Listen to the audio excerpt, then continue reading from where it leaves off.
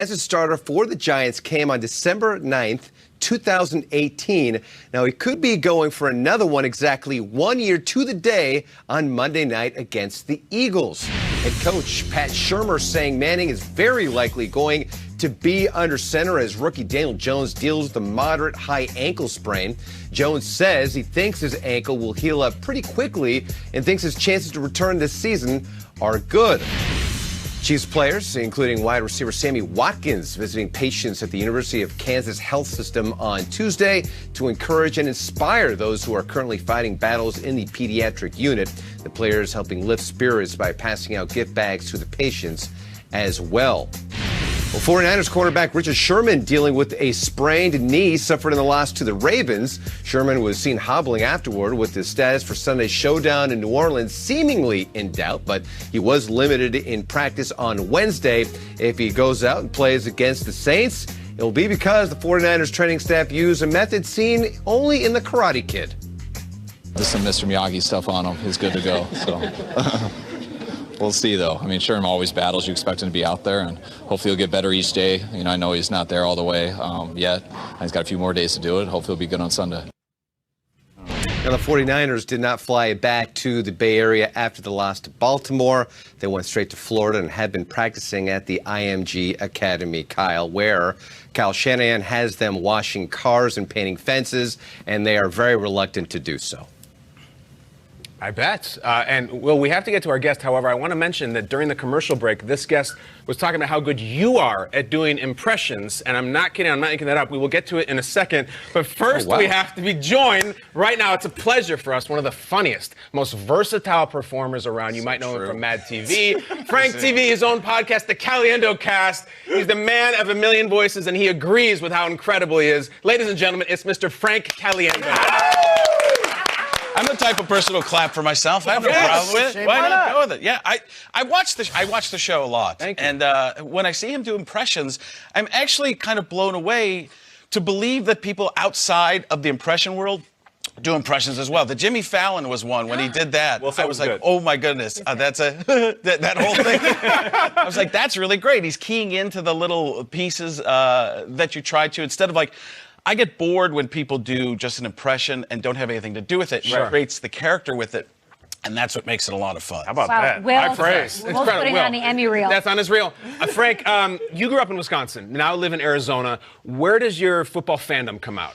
Well, like you said, in Wisconsin, I grew up as a Green Bay Packer fan, but I was born in Chicago. So then we moved to, when I was 4, we moved to Milwaukee, and everybody was a Packer fan, and this was a down time for the Packers. This is Forrest Gregg and stuff like that. Yeah. So my uncle would send us Bears posters with, you know, 1985 Super Bowl Bears posters and stuff like that, and people would come in and draw mustaches on the guys that didn't have mustaches. So it was that kind of a thing. So we would get in lots of trouble for having Bears stuff. So we were gradually we had to become full-on Packer fans. But now I live in Arizona. I coach flag football for Steve Keim's son. Nice. Did that? Oh yeah, for all kinds of stuff like that. So the cars have been great, and now with Gruden over at the Raiders, they're, you know, back at the Raiders, I'll tell you what, man.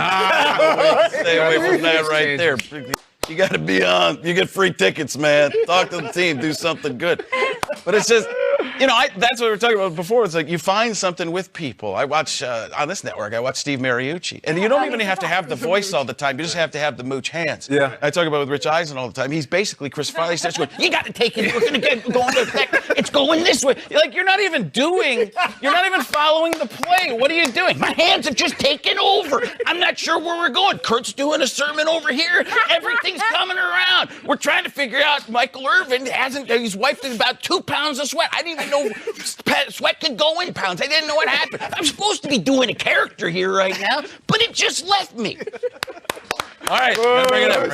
Oh, we're just warming up here. Oh, my God. Well, you mentioned you're going to give a shout out to Waukesha, Wisconsin. Right. You grew up a Packers fan.